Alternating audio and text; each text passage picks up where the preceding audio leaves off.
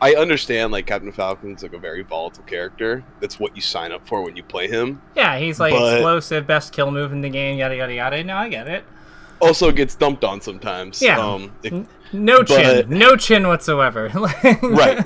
No chin, exactly. But I also think like my heart of hearts, my Falcon player heart of hearts tells me like if I do everything correctly and if I play the game like fundamentally sound, then I should be able to win. Like just making the correct decisions. So I think this is kind of just like speaks to like the volatility that I've been feeling, like the inconsistency in my play. And I kind of just want to like uncover, really what's going on. Yeah, no, I'd say that all sounds great to me. Let's send them through. Just if you perfect. So there you go. What character are we fighting? Remind me. I'm fighting Fox. I feel like comfortable against Fox, given like it's like one of the most popular characters. So I feel like pretty good when I play against Fox sometimes, or most of the time. But I also like get into these situations where like sometimes like my baits aren't working and like they're just like not falling for things, and I'm like, what do I do? And like I'll like wall aerials or something because I'm like, what do I do? And I think that kind of goes on here from time to time. So we can choose. I win the first 2 games and I lose the next 3. So you honestly can choose like whichever ones. We start on Yoshi's and then go to. There's no overlap in the stages, which is interesting. Because normally, so like, okay, what's cool to me is that there's no, like, you win the first 2, and then, like, normally I feel like people go back to their strongest stage, but, like, he doesn't do that here.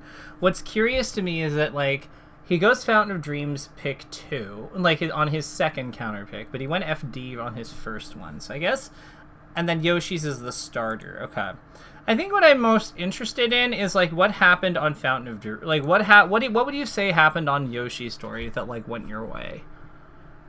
And what happened? And how was Fountain of Dreams different? I got like a sneaky kill where I like sent him off stage and then just stomped him, like for one of the stocks and just like took the lead. Like went up 2 stocks to 1. And I was like losing that whole game with Yoshi's. And then I kind of just like got an opening and killed him and then I grabbed him. Gotcha. So an FD. Then on Fountain of Dreams, like I've been feeling like really bad on Fountain of Dreams, and something that's been happening is like I get taken there and then I just like lose all of my momentum. Like that's something that I've been really feeling these past few tournaments that I played. Great, we just found our starting point. Yeah. Perfect. You tell me that this is like a problem. This is a pain point that like is consistently coming up with coming up as an area that we need like improvement in. Yeah, like absolutely, this is where we're starting because like to me that like represents the biggest like area like that we can get margin. Perfect. In. Is everything before coming we through... start? Yeah.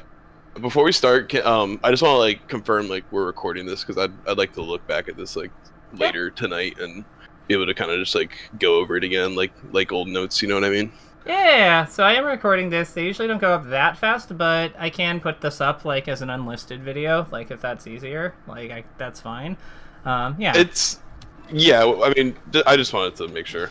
Yeah, this is being recorded. So with that in mind, so let's talk about like this opening stock. So like this opening hit. So the first thing I noticed is that we're playing on this platform.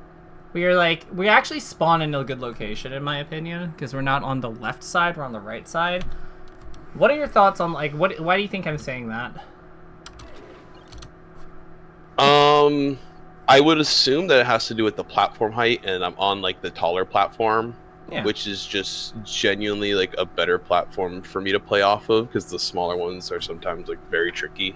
Oh, yeah, no, you're in a great spot. So, like, here, let me break this down for you. So if we are a Fox player, if we are like a evil Fox player who is like trying to like take over the world with his foxy powers, what is it like? What how is he gonna do about this? Like, what's his plan here? Like, how does he go about achieving world domination of this stage? He's gonna up air me 1,000,000 times. Right. So he's gonna like head down here. He's gonna basically like can he like once he gets off this platform and goes to like this spot because really this is where he can go. He can go here or he can go here by running off. If we, from our side, decide to, like, head down to, like, say, here, right, to our spot, how does he fight us here? How does he beat us here? He just up smashes the platform and kind of attacks us from underneath. No. We are not on the platform. We go to the floor. Oh, we drop down? Yeah, we go to the floor. So, like, let's say we are not, like, instead of being here, up here where we are, like, we have now, like, this box is Falcon, we have now gone to here, onto the ground. So what does he do about this? We'll make a box for him so you can see where he is where he is, basically. He goes here. Right. So, like, from his original starting location, he's moved basically, like, here and then here, or he's moved, like, here and then here. Like, he's moved on one of these two paths, like, because this is really the only ways he has to, like, kind of advance. On our end, what we have done is we have gone from here to here. So what I'm thinking, what I'm asking is, if we go here instead of doing what you did, how does he approach us cleanly? The only, like, real cleanup, he would either have to running shine us, or he'd have to, like, jump and do some sort of aerial, and, or I guess he could running up smash as well, but regardless, he'd have to, like, approach us and come into our blue square. Yeah, and what happens if we just, like, jump back near here, or jump in place near here? He just gets hit in the face. Yeah, he kind of gets stuffed, right? Like, there's not a whole lot he can do. We can and we don't have to necessarily do that, because he's, like, he can't full hop to overshoot here either, right? Like, because we have the platform overhanging us.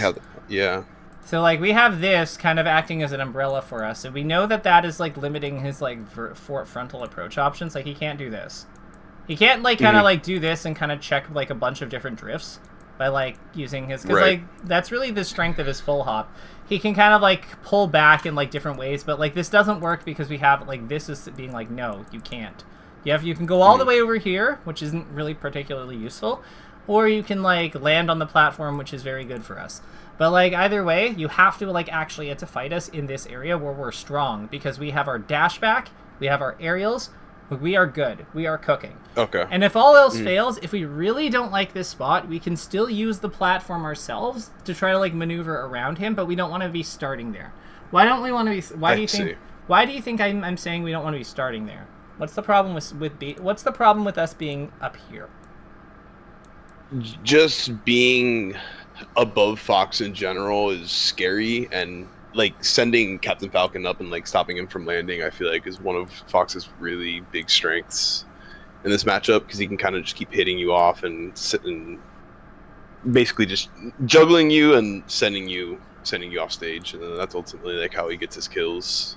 Yeah, like, if these are, like, a representation of, like, Falcon's Nair, like, they're kind of guarding exactly the space Fox has to approach through when we're, like, when we're at ground level with him. So, whereas if we're up here, our, like, Nair doesn't really do that, because he can approach underneath us, he can come up at angles before, like, because it starts up here, then comes down, right? So, this hit is, like, the initial hit is not protecting us here.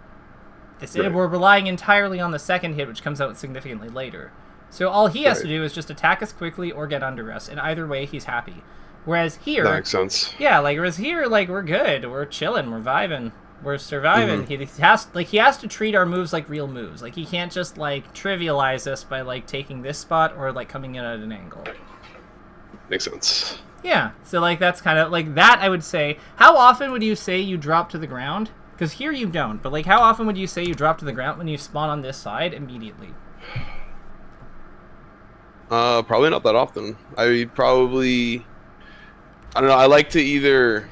Stomp? Stay up there, or I'll jump, or I'll stomp to the other platform, like, very aggressively. Or I'll just drop down, like, to center, I guess, and, like, when if I don't think that they're gonna do the same, like, I'll try and take it. Yeah. So to me, like, I think that, like, that all makes sense to me. And what's funny, what's interesting to me is, like, you have this moment here. I'm wondering why, like, so I get the stomp here. I totally get it. My question is, why are we stomping now and not doing a ledge stall? I'm not too sure. I guess I'm not...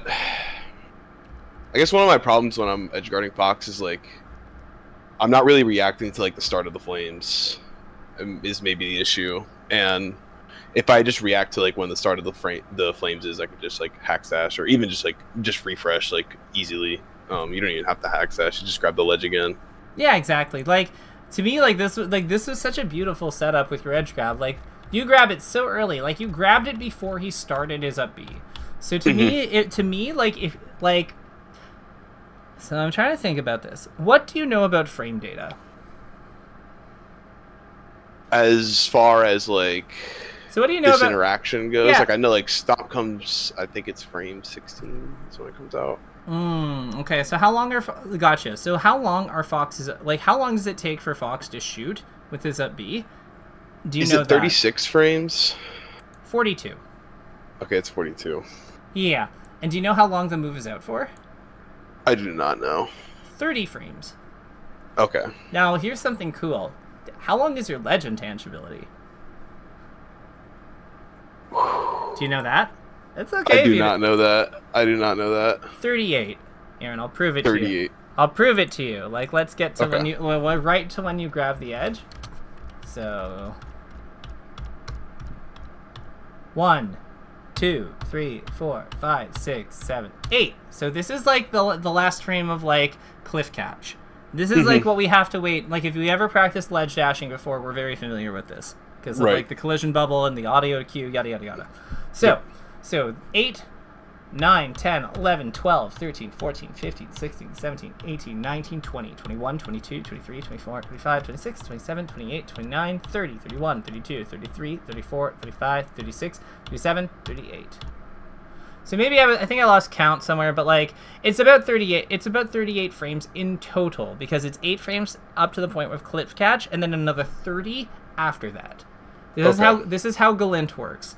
Because basically, like, if we think about like how the maximum Galints work, like for recovering from the ledge, it's basically like there's 10 frames deducted from wave landing, however long it takes for you to like let go of the edge plus double jump to get into that position. And then usually the difference of that is what determines your Galint. Like this is all just like this all makes sense, right? Yes. So the cool thing that you can do with this is that means if you grab the edge within 8 frames of when Fox within 8 frames of when Fox is going to move with his up B, that means you are not hittable. You are not vulnerable to being hit by his up B.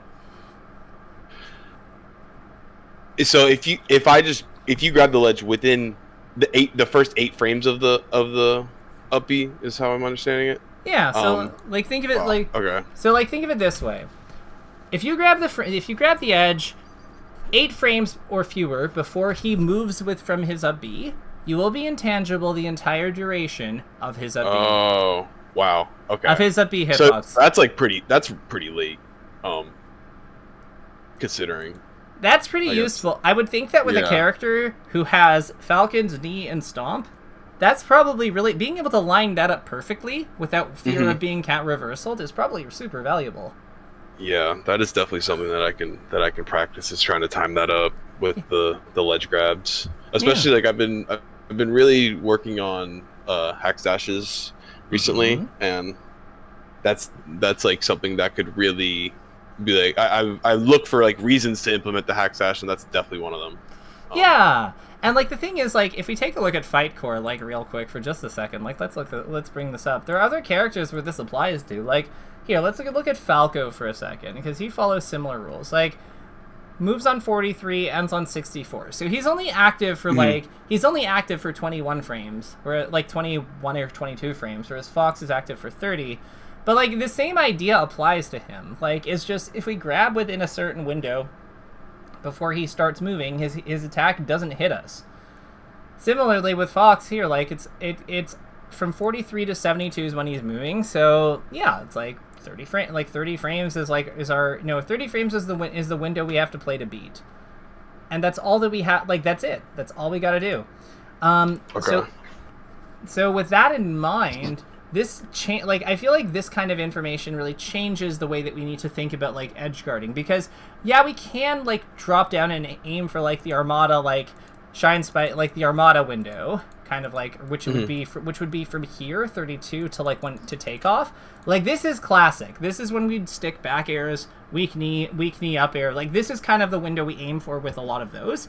But like when we're in a position like this where he's really close and we can't really convert off the Armada window. Because, like, we're just because of our starting point, making sure that we're wrapped in intangibility for when he comes up so we can just reverse knee him back off, like, with precision, like, that's not a bad backup plan.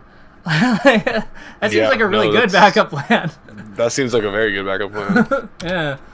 And that makes a lot of sense. Yeah, and like it works like if you know the data on like other recoveries, like if you know Peaches, if you know like Marths, like theirs are quick, so it happens differently. Like so it like would work differently, but like Sheik's would be a good example of how we can kind of like abuse this too, because like Sheik's stuff always happens in like a fairly similar window, right? Right. Yeah. Interesting. So, where do you want to be relative... Talk to me. Where do you think Falcon wants to be relative to Fox, like, positionally? I would say, like, just outside of, like, short hop nair range is what I would say. Kind of right outside that range where they have to enter run, but not above him. Like, I would say, like, on the same plane or underneath him. Okay. So... What if you're already in the air?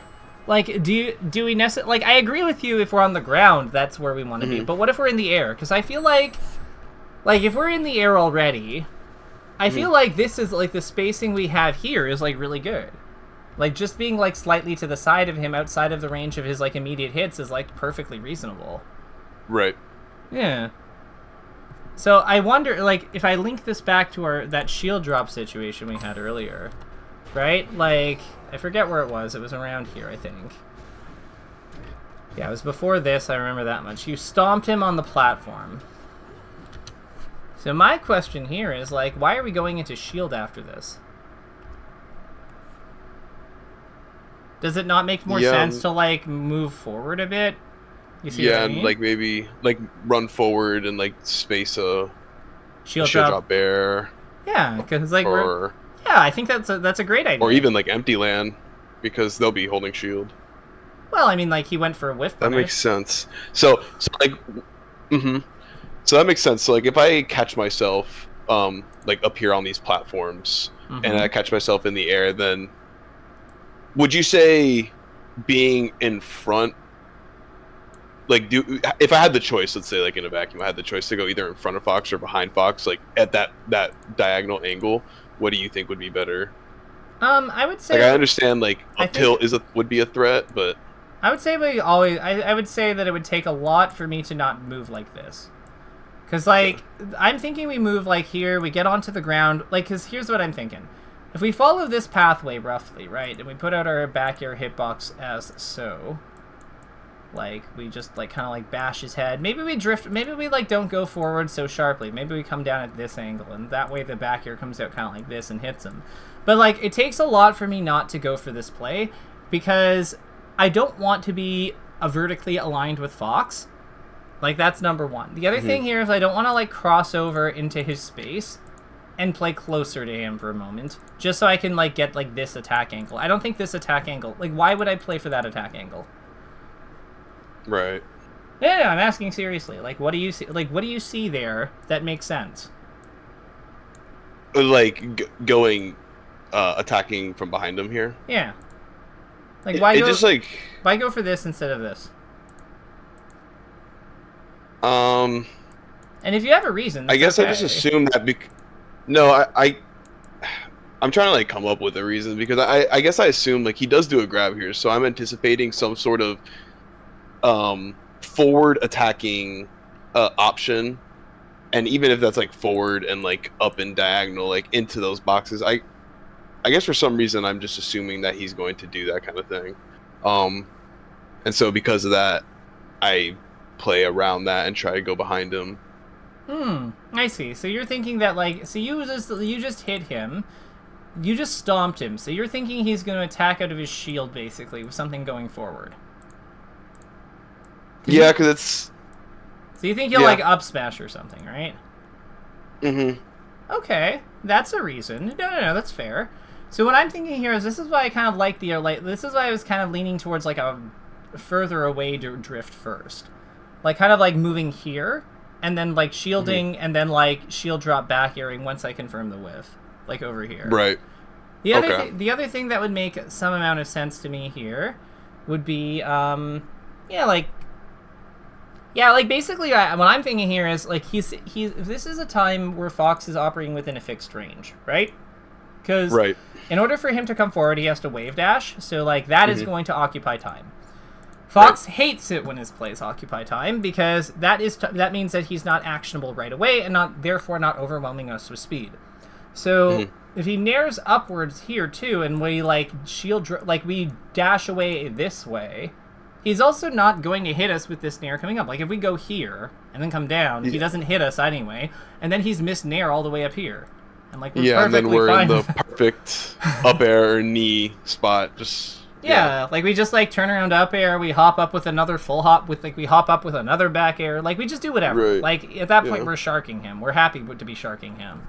So I guess the thing here is like, but the problem here is I would honestly argue that like we are putting ourselves more at risk by moving this way of that, because remember, he's going to come up like this or like this, and we are crossing into that territory by moving through him. So I just don't see why we would willingly like play into his space. Like that makes sense. Like that's like willingly stacking yourself against Fox, and I guess that's just never a good idea. Like we have more range than him. Like in terms of like on our arms, like compared to his legs and like limbs, our arms and legs are longer than his. It makes sense for us to play to our. We're also faster than him. It makes a hell of a lot of sense for us to play to our range advantage. This guy's just like swinging, which I get, totally get it. Ow. I actually like that recovery decision. I'm just gonna it's like simple. It's something small, but you kind of like where you drifted around the platforms to make it ambiguous to like as to where you wanted to go. I think that was actually really good. This was well done.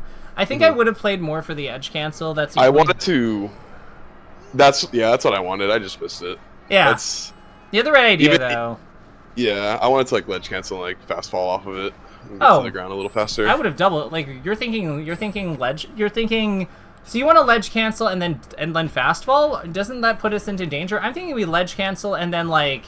So my thinking here is jumps up the top plat, like ledge cancel the top plat, or like light or shield. Oh yeah, light shield. Light shield, let him push us off and then back air him or something. You're like double jump then, like, because I'm thinking like this spot, like Fox, we're at 134. I feel like it's a fairly reasonable call that Fox like full hop back airs or like up smashes to try to kill us here. And if we light shield at the corner of the platform, he pushes us off. Like both of those are very punishable. Yeah, it's a free reversal. Yeah. Okay, that makes sense. So why don't we let's pretend that we do the play that you're thinking of, and let's work backwards. So because I think how often would you say that? Because I think that this is something that will help you on this level specifically, and like any platform level. But, so let's work backwards here and like figure out how we like find this play. So what we're gonna do is we're gonna need to like go. So let's say we actually get the play we want, or like it doesn't really matter. This is the spot we have. So what is it like? Let's say we land on this side platform, and we do the fast fall. What do we want to do instead here? We're saying that we want to light shield instead. Okay. Cool. So let's start by naming the play that we. So fall from up B. Fall from up B to side plat. To side plat. To side plat. And then like we're saying fast fall. And then after this it's fast fall. Because that's like the thing that we're doing, but this is what we're going to change. So then before this, what happened before this? What did Fox do? I got back aired across the stage. Okay. But then there was things in you mean like after you mean like right before this instance, this shot. Like what was it? Or okay, so he like went to the corner and then to like cover the ledge, and then he started retracting towards center stage. Yeah, so Fox covers ledge, and then what do we do in response to that? And then because Fox are what do we? Because we see him go there, so then we double jump up B, right? Yeah, so we double jump up B. Do J up B. Cool. And then after that, he then Fox moves to cover stage. Mm-hmm. Yeah. And then before this, what happened? We got back aired? Yeah, I was back aired. Okay. Fox landed a back air on, I think it was a tournament winner or something like that. Fox bears us across stage. Mm-hmm. And yeah, I think you're right. I think it was a tournament winner. So then it would be tournament. No, so it would be tournament winner. No, tourney jump. Because we know what that means. Tourney jump, Fox bears us. So then what would it would be at the end here? We fall from up B to side plat, and then this would be the stage, the thing we like flip. So then we would say light shield. Yeah. So why do you think we're like writing it out this way? Because I think the order of operations is important to, like, realizing. I think it's just important to the decision making. Like, it contextualizes the double jump up B. It contextualizes why you're going for a ledge cancel, other than just doing it. Right. Like, and I think that's important. Yeah, absolutely. Have you ever driven to? Do you drive? Yes. Okay, so have you ever had the experience of like not loading, like loading up a place that you've never been to before, but like you kind of know the route, but like you load up what the general directions are, and like you look at, or like you load up where it is, you take a look at it, it's in the side of town that you've been to before, so you know roughly how many lefts, how many rights, like where the turns are for roughly. For sure. And is that easier to get to than a place where they tell you, oh, it's over here? Definitely is easier to get to. Yeah. Yeah, so this is what we're doing here. We're giving you directions. Because it's like, it's not just like, yeah, like... At least for me. I don't know. If they say like, oh, it's just over here, if I know like what's going on, yeah. Yeah, so these are like, this is like, this tells you what side of town it's on. It's like, we know that we just got backward across the stage. Like, it's probably going to be happening on long distance edge guards. Like, that's something that we can surmise from the information we have here. Now let's talk about what we do about this like low side platform, because I feel like this is like the bane of Falcon. This is like where Falcon this is a spot that Falcon does not feel like joy in. So what is your game plan here? Like when you're under this side platform, on that left side platform, what is the plan? Like what are you trying to do? What are you trying to accomplish? Like the plan's to bait him to go over there, and if he doesn't. Like, the plan really is to, like, try and get him to inch in, and so I can get back to center, because I do not want to be back there. A lot of times I will use, not in this instance, but other times I'll use, like, stomps on these platforms to try and accomplish that. I think in this instance, though, what would be really good is literally just to sit there and crouch instead of full hopping. Yeah. I don't necessarily think the full hop is, like, horrible, but... just like from watching this back, like just sitting and crouch would just be really good, because I'm at 31. Like, what's he gonna do? Yeah, like, well, I mean, like, he's Fox, so he could just drill you. Like, that is a very like short up drill. Like, the platform won't stop his jump. But I would say that like what you're the things that you're getting at like make a lot of sense to me. What I would say here is we need a more complete plan for like what we do over here. I don't know what that plan is, but like off the top of my head, I can see like I think that like Waveland teetering to like get onto the platform over here and being actionable makes a ton of sense. Because like if he comes up with aggression, then like, that's a way that we can like potentially like create like, you know, slip off back air, for example. If he shuffles in the middle here, like that's potentially like a spot where we can, by being on the platform, he only really attacks us with part of his short hop aerial when he's coming up. Like, you see what I mean? Like, he kind of, like, he comes up, he attacks at the top here, and then he's, like, going down again. So if we short up stomp, that's, like, a way that we can make that work. If he full hops up and we, like, run off the side, and then, like, you know, we can potentially put him above us that way. And, like, all of this can be supported with a grounded dash dance, too, where we can try to pull him into these play patterns. Like, I feel like, or potentially run up and grab him as he's, like, trying to come in on us. Like, there's all these, like, I feel we're just being very passive in this spot, and we're just kind of, like, full hopping around and, like, trying to, like, see what he does. But I don't think that there's much of a plan for, like, what we do once we actually see what he does. And that's really like there is not. Yeah. I can tell you right now that there's not. Yeah, so like I think something that has been difficult for me is creating strong game plans and then like sticking to them when I do make them. It's been that's something that's difficult, and it's something that I've been working on, especially like for the spacies.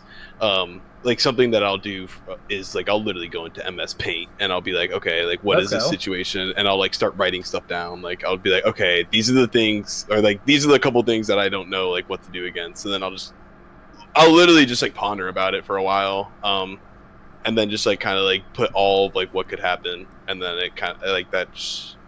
But for this spot, and for a lot of other spots in this game, like I struggle to create like very structured and like easy to follow game plans. I feel like yeah, so like I think that the big thing here is like we need to find a starting point for our game plan, and I think that like playing to stomp with the platforms I think makes a ton of sense.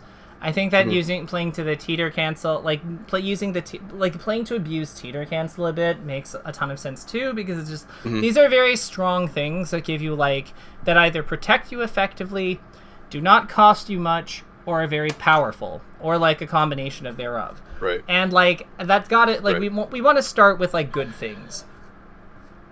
So of these things, which of them appeal to you most, would you say? That's like really what I'm most interested of. Like I'm thinking like something to do with stomp makes sense. I think that something to do with like with back air could work. I think something to do with teeter cancel. For me it'd be teeter cancel stomp. Okay. So I think that'd be like the. So let's play. Because you can just stomp and it'll easily teeter cancel, and I guess you kind of accomplish the teeter and you protect yourself with the stomp hitbox. Gotcha. So you're like thinking we like stomp forward or like stomp away, like, and then use use either of these sides as like a starting point for what you do next. Yes. I love that. I think that makes a ton of sense. And I think that what I like about that most is that like it puts out a threat that hits like this area. We can then shield, like we're enabling a lot of different lines of play because we can allow for like shield push off. Like you can kind of do like the offensive, like the onstage Marth killer where like you tilt your shield forward, and if they like nair you, they can just fall down you fall forward anyway. You're also allowing yourself the option to shield drop. You don't even necessarily have to enter shield. You could just like go and like dash the other way to like protect yourself. There seems to be like a lot of like honestly lots of good things seem to come from that.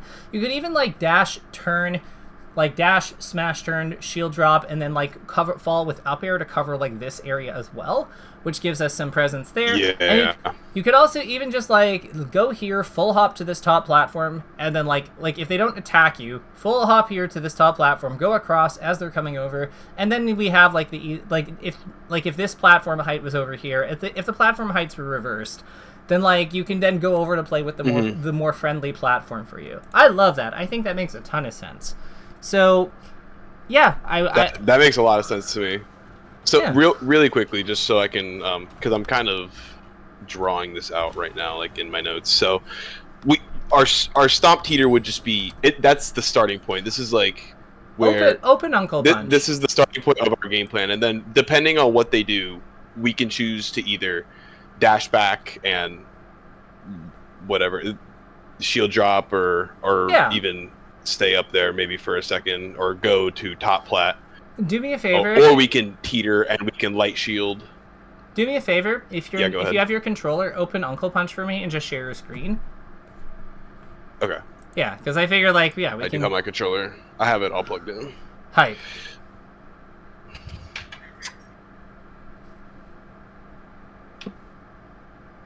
Because like we really just need something to do with this with this low side platform that doesn't that gives us like something to work with, and I feel like this makes sense. So then open Uncle Punch and then share your screen, and then I'll take a look-see. We'll just head to Fountain of Dreams to get some ideas. Let me share my screen. And just kind of a temperature check. Like, how is this going? Do you find this is a good pace? Like, yeah, just. This is a good pace. Okay, I can see what's going on. I'm really enjoying this. I think this is like very structured. It's very much how I also like to think. Awesome. I think it meshes well. So can you see my screen? Oh yeah, no, we're good. We are good. So yeah, like just bring. So like I'm thinking we like starting from the bottom of the under the floor. Okay. Yeah. So then I'm thinking like maybe like up from here maybe up air forward and then like see if we can get the teeter from short up air. Oh yeah, then we'll definitely be able to do that. So like. Okay, cool. So we might actually it might actually be easier with Stomp because like we can go forward for more because he's like tucks his body in. Yeah, something like that. And then like yeah. And then kind of like from that we could also maybe like potentially consider like falling up air after it, like run for like Stomp up air I'm thinking is like makes some amount of sense. Like that. Yeah, and then we could also run the other way and like shield drop back air retreat. And, like this makes sense to me. Yeah, like that. Like this. Like I think this makes this. I think all this makes sense, right? Like yeah, because the other thing here is like we don't even necessarily need to commit to like if let's try this with short hop Stomp going forward. I want to see what that looks like. Oh, whoops. I can't short hop right now. It's like hard. I don't. Turn fight collision on. Let's Yeah, turn fight collision on, and then I want to see if we're getting the hitbox out. And then the right side platform is the right height. Yeah, like because what I'm thinking here is like like that. Oh yeah, there we go. Yeah, that's like that makes sense. Crazy. That's crazy. Right? Like it's kind of crazy. Like I don't know why I never thought of that, but that's absolutely genius. Yeah, and like we can like go there. And like we can also like with this middle platform height because this one we can work with. Like we can just use standard aerials with this one. But like oh, here we go. It's getting lower. Yeah, like this. Like that like this makes sense, I think. Like this I think this idea like I think that we can see like this makes sense. We can also probably like do this backwards too. Like use the disjoint behind him. Okay, it doesn't come out on this. On this height. Yeah. This is like that's the weird height, but we can just nair under that and back air under that. Like that's that or actually back air. Well, you can't nair here, but you can back air. Yeah. I wonder if you can. Okay, but you can up air up on this one. Oh, you can up air and then shield drop up air. Like that makes sense. Like basically, like the idea here is we're just getting like a wall out, and then like or like we could land on it and then like dash the other way and run off the other side with back air. We could like run the other way. Like we could wave dash into like the other way. Like after we up air, if we wanted to like teeter the other way, we could also use our like wave dash to do it. Like dash like a long wave dash because that's like a common way to do it as well. Right, because you can. Yeah, because that also enters. Yeah. If you don't hold forward. So I think that like really just like using the platforms more. I think that like you can do.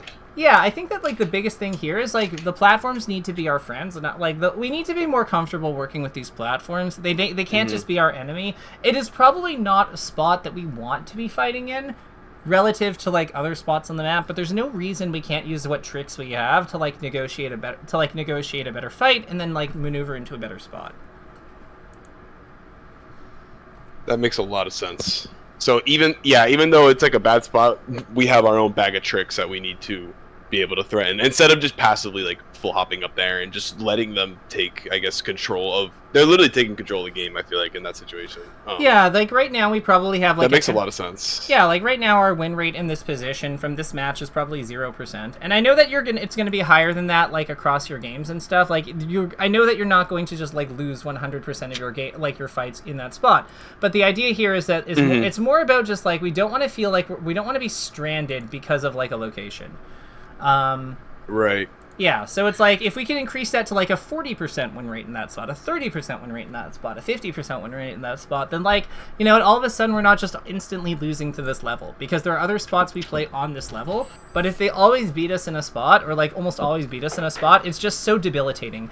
Because right now I can see you're avoiding going to like their left side, like you're avoiding taking the spacing you need to deal with him because of that low platform. What I'm saying here is, like, imagine if you knew, like, if we knew that we could just, like, okay, cool, so we'll back here onto this platform, then we'll, like, or, like, we'll stomp onto that platform, we will, like, use it, like, and then once we have our stomp, like, as we're sliding away from him, we're just gonna let the momentum, we're then gonna dash off, we're gonna back air off the other side, and, like, I feel like that is what's missing from, like, we don't have any freedom, like, it's not, like, because of our discomfort over here, we are not using this much space when we're fighting him. We're using this much space when we're fighting him. And that's the problem. I'm sorry, can you repeat that again? Yeah, so like here. He comes up like this, right? And like, so what I'm saying here is because we know there's that low side platform over here, we're not using this whole space to fight him, like this whole area. That makes a lot of sense. We're using this space to fight him. So, because I was just going to say, I think that might be, like, what's going on with, like, I just lose, like, so much momentum after Fountain of Dreams. And I think it, like, just unconsciously, I start to play less out of that whole space. And I start to really try and, like, hyper-focus on, like, that area that we talked about. Just like short hop height, like diagonal to Fox, it's like really, really good. And I played that more, and it's just completely subconsciously. It just happens. It's like we're in a box. All of a sudden, after Fountain of Dreams, we're in a box all of a sudden, and it makes no sense why. I want to really see. I want to really see the Battlefield game. Like I have a feeling that the rest of these interactions are going to be similar to that. I want to see the the Battlefield game he wins, and see if that happens, because I think that would be fascinating. Yeah, like, I'm even here, like, I notice we're, like, we're not really, like, playing with these platforms, like, as an aside, one thing about Fox's at B that I hope, like, we, like, learned here, so,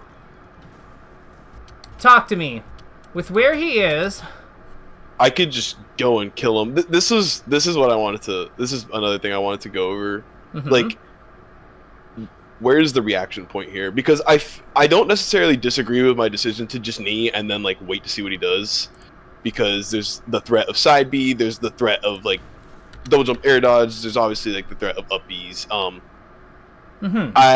Where is the reaction point generally, like when we just knee Fox off stage like this? And like, because this is a golden opportunity, I feel like maybe not like the best opportunity we have, but I mean, we have Fox off stage, like it's time to kill this guy. So that's kind of how I'm thinking. So the first thing I would comment is that, like, what's the plan after you hit him here? So like if you hit this knee, what are you trying to do afterwards? I guess I'm just trying to call out like his option back. Right. Given that like it's like game 4 in a tournament, I feel like I'm definitely choosing the safer options here. Okay, so what is the safest option here for like covering something? It'd just be to like, I guess, knee like his jump back, or to just attack his stomp, or whatever a jump back would be like the safest, and to put out some sort of hitbox down there to the ledge. Grab edge, perhaps. Grab edge. Yeah, I guess so. And or then like, whenever or run off double jump near, like do the Wizzy thing, where like they go down here and come up and cover this area. Well, that is a good idea. Yeah, because I feel like the grabbing the edge here makes some amount of sense, because you can also come up. You can come up with back air. You can come up with nair. Like all of that is good. You can also like do like, or you can run off and double jump nair. Like that is also quite good. But, like, I think that the big thing here is, like, we have all this time that we're not using to, like, actually set something up. It feels like you're waiting for a cue. But what I'm saying here is, like, in these GIMP situations, like, his decision has to be... Like, imagine if you, like, run off and double jump naired here, right? Or, like, double jump up aired here, right? Like, it just covers this space. He's, like, hit. He goes down here. He doesn't have his jump. He doesn't have his jump. This is so much more manageable all of a sudden. I agree. So then... Say we do that, and maybe his spacing is a little bit wider, and then like it misses, and he starts an up B just a little bit outside of where he is, like just outside of the up air. Yeah, like right there where your mouse is. And I jump back here. Is just like the first sight of flames just a cue to go out there and knee him? Yeah, I would say so. Okay. So you're basically saying that he goes, like, Fox is recovering basically around, like, Here? Yeah. Okay. So, yeah, like around there. So like they're able to jump backwards and avoid like whatever hitbox set. So like the jump back nair, the jump back up air. Yeah, so we're basically on stage. So basically, if I'm understanding this correctly, we're on stage here. Yep. He is up being over here. Yep. So I would say there's like kind of two things that jump to mind here. The first one is that like if we grab the edge, we might just be able to like hit, like if we turn around like so that we're facing this way, we might just be able to like jump backwards like so. And then double bear him. Yeah, and then double jump bear him. Mhm. Like that makes some amount of sense to me. Mhm. Or like we might be able to even just like we might even be able to like short hop back and back air him, like short hop back air him and then double jump bear him again. Like I'm thinking that like he has given up quite a bit to be over here. Yes. Like cuz yeah. He gives up like mix-ups like going forward mix-ups. Yeah, exactly, cuz he's now like all the way over here. I'm thinking like the first thing that comes to mind is like, do we like this is either to me this is either soft knee. Actually no, like I feel like never mind. Soft knee up air makes so much sense here. Yeah, soft knee up air. I guess I ask because it's like I'm thinking of it in the orders of operations way that we did before, and it's like okay, we've landed the knee in the corner at low percent. He's held down and away, and we do the jump back up air. Okay. Yeah, I think the problem I have with this spot is that I'm having trouble understanding how he gets to this spot if we're like covering with this area with Nair, because I feel like he can't get that high. I feel like he has to be over here.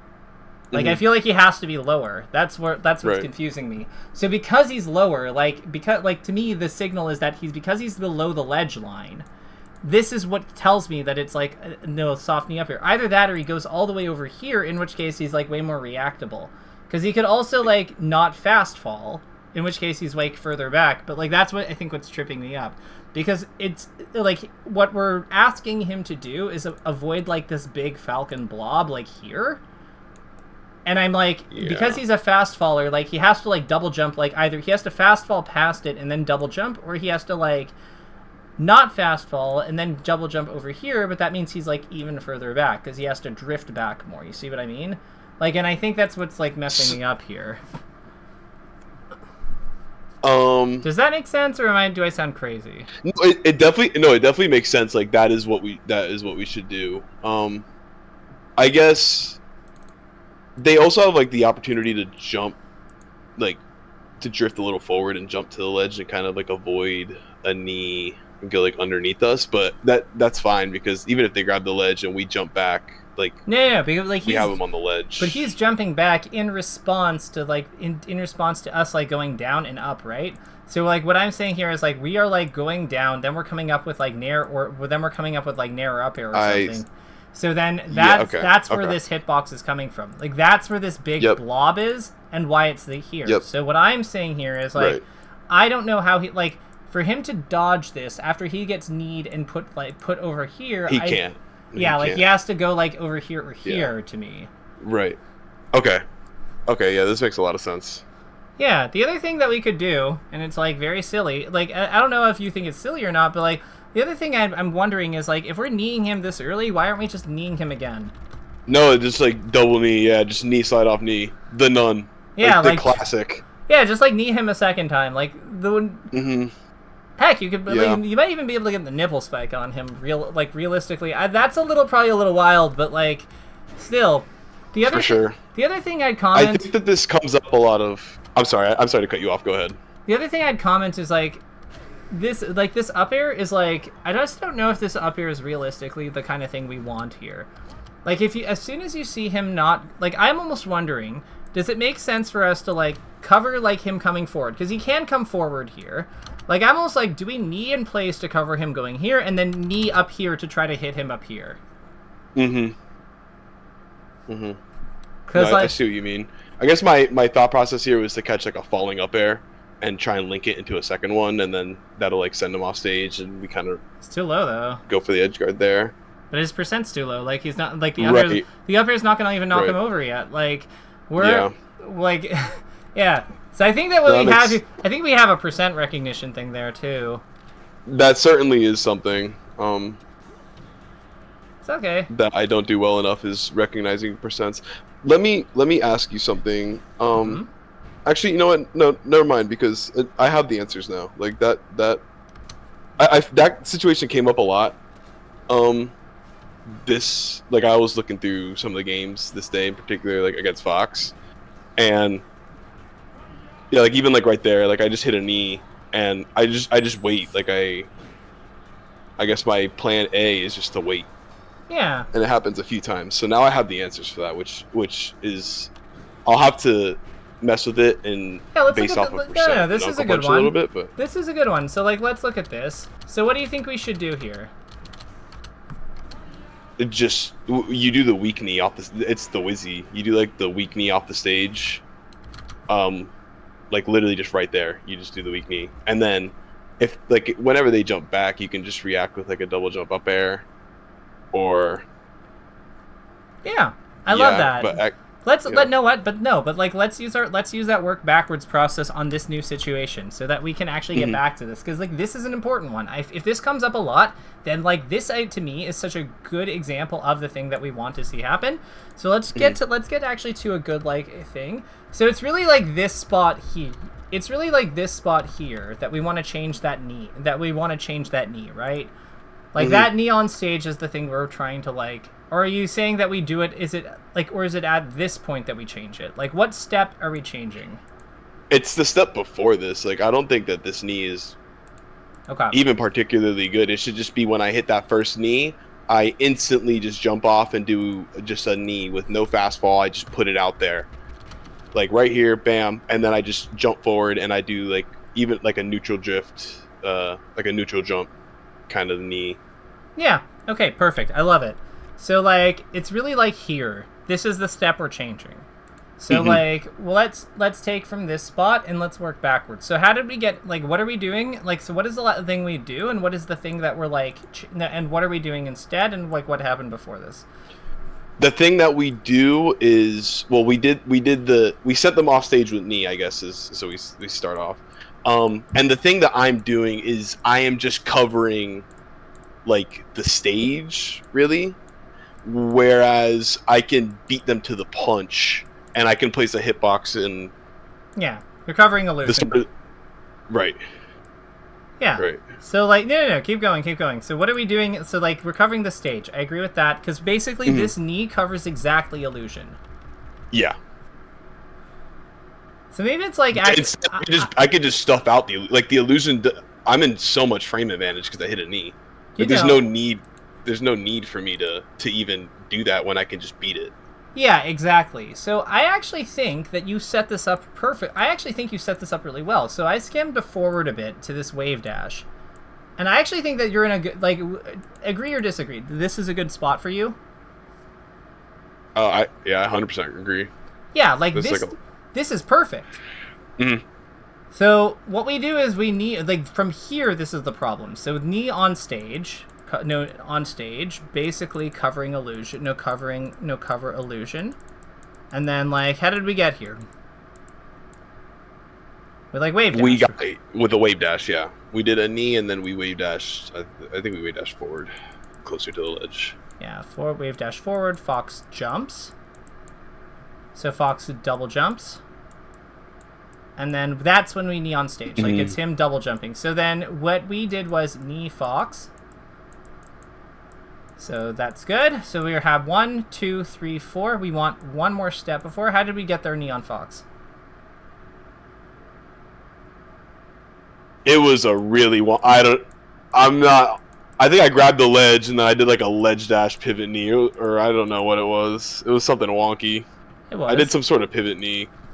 Yes, it was. It was up throw. Oh, it was an up throw. Okay, it was an up throw. Yeah. Dang, I got it wrong. I thought it was down throw. Whoopsie. So even people like me get it wrong. That's okay. But yeah, up throw Fox. And then it's and then pivot knee Fox. So like, yeah, this was crazy. DD pivot knee Fox. Excellent. So Then we wave dash forward to align.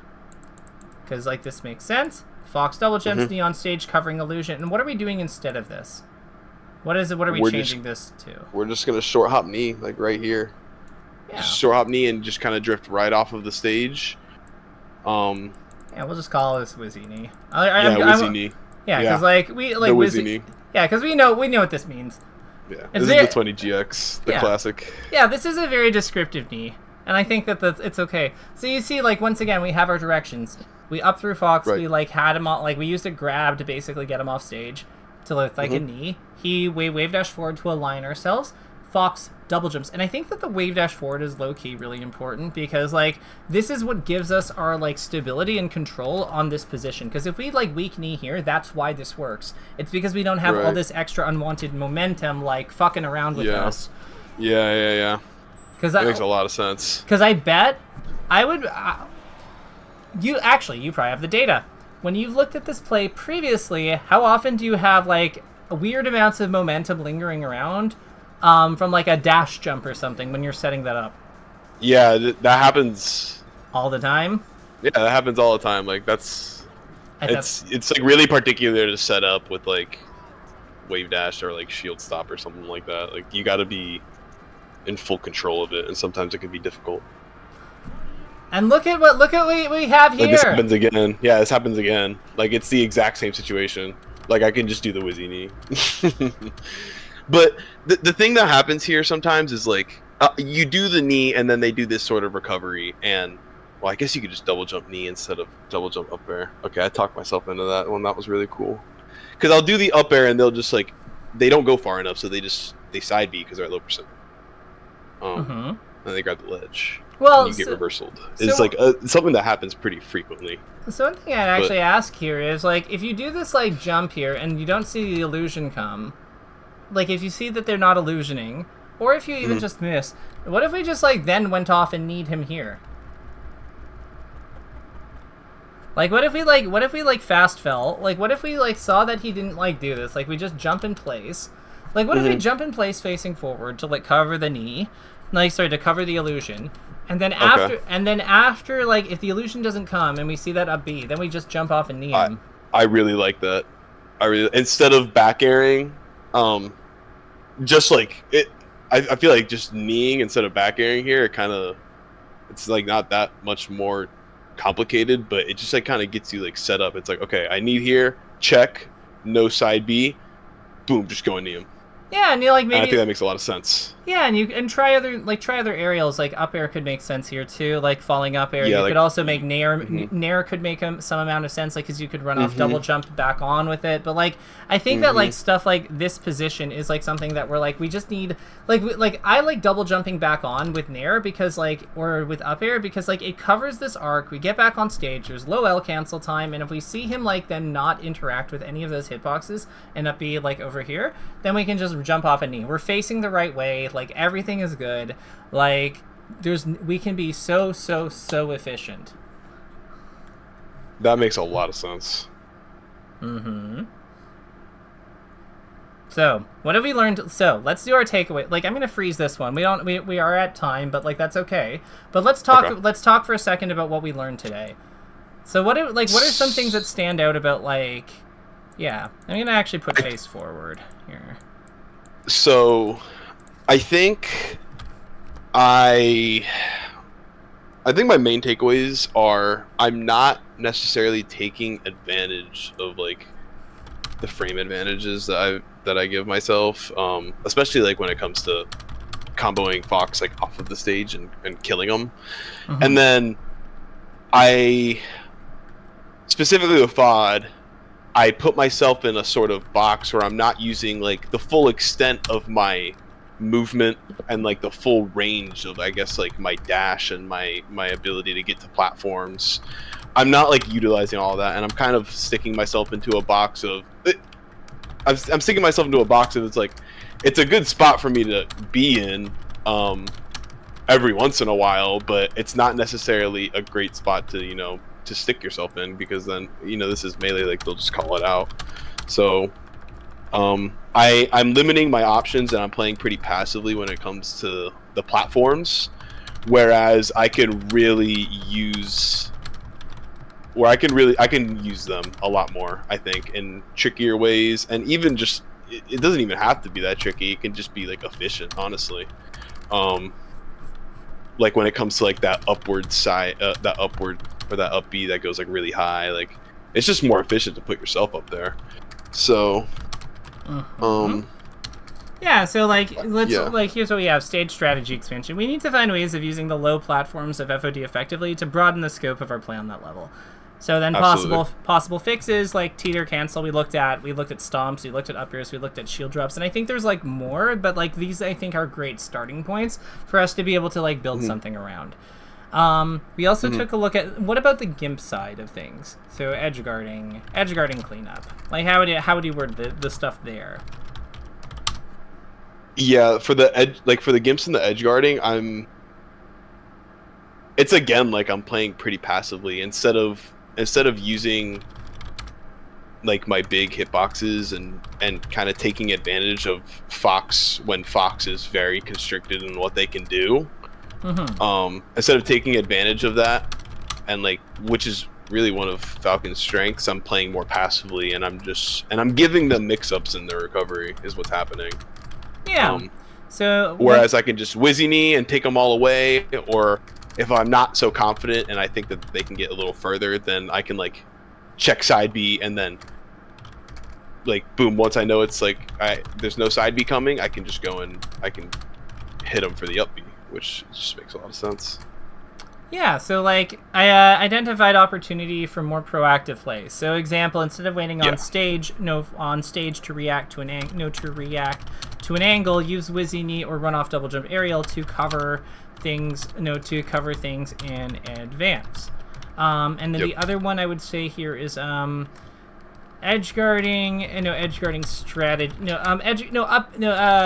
Edge guarding Fox at B. Fox/Falcon. Edge guarding with intangibility. Yeah, so like coordinating the edge grab versus hitboxes. Versus recovery hitboxes, to align better with the opponent, better with the opponent's path onto with the opponent's up B threats. Bracket grab grab edge within 8 frames of grab edge up to 8 frames before Fox starts moving in his up B to have intangibility throughout the up B entirely. That's a pretty key thing. Well, something I'm going to show you actually, because I always like this demonstration. You can see my screen, right? Yes, I can. Okay, cool. So Armada Shine training. Let's grab Falcon real quick, and let's just go Battlefield. Nice color choice, by the way. Thank you. So, like, as you can see, he goes, like, all the way through us on these, right? Like, there's no... So, like, actually, let's go to FD for this, because, like, he's just gonna, like, run into the wall like an idiot, but... See what I mean? Like, he's just, like... Yeah, you just time it up with... Yeah, that makes so much sense. Yeah, like I feel like it's a lot more, like, structured, like, it's like there's a rhythm to this that makes it more consistent for sure. Yeah, and like we can just hit him like every time with a knee, like. Right. Yeah. Like it's just so easy. Like it's so much easier to like get. Like look at that. Yeah, that's pretty awesome. Yeah, like and like it's so easy to get this because like again we're invincible. Like he can't do anything. Yeah. Like I messed that one up, and you can tell like I messed that one up because I went too early. Yep. So this makes so much sense. And like it's easy. Like obviously there's like depending on how close he is, your mileage can vary. But like the cool thing about this structure is that if he's really close to the edge, then like you just don't have to do this because he's a bear. Yeah. You just jump out there and you do that. That makes so much sense. Because I always have these moments where I'm like, I just don't know like when to do the bear or to do like the weak knee. Like sometimes it just feels like very ambiguous, and I'm gonna practice the structure now, and I think that's gonna make it a lot more simple. Yeah, because it's like it just works. It just works. Yeah. Strategically, it just works. It literally just works. You're invincible. Like, so let's actually flag that. So edge guarding with intangibility. We'll also have like edge guard, edge guard, like edge guarding, edge guarding with intangibility 2, and then we'll just say like ability 2, and it's like identify distance component, distance component. So want to distinguish when we need to use the intangibility and when we just hit them. Intangibility versus when we can directly hit them during vulnerability, during their initial vulnerability. Because yeah, that's really what it boils down to. It's like, do we have to do this or not? Like, do we have to do the extra work or not? And sometimes we do, sometimes we don't. Yeah. I think with that I do have somebody at 6, so I have to go. But like, do you have any feedback for me before we call it, or like, yeah, just thoughts, takeaways, anything else you want to add? I guess like as far as my thoughts to you, that was like very helpful, and I think the way that you kind of work things out is very. It just like makes a lot of sense in my brain, and it's a lot of like how I like to do things, kind of order of operations way. Like I'm a very like. I'm a science person, I guess, is like the best way I can put it. So it just makes a lot of sense. So thank you so much like for taking the time and taking that little bit of extra time. I feel like I learned a lot. And I definitely want to come back, I guess, in a month for a rerun. Amazing. So, stay in touch. We'll talk soon, and like again, if you have any follow-up questions about this stuff, let me know. And it was a pleasure. This was a pleasure. Have a good night, and I hope to see you in a month. I hope to see you soon. Just let me know whenever you're able to get the recording for it. For sure. I guess. Yeah, I'll when I'm uploaded, I'll let you know. All right, perfect. Thank you so much. Right, Appreciate bye. it. Have a good night.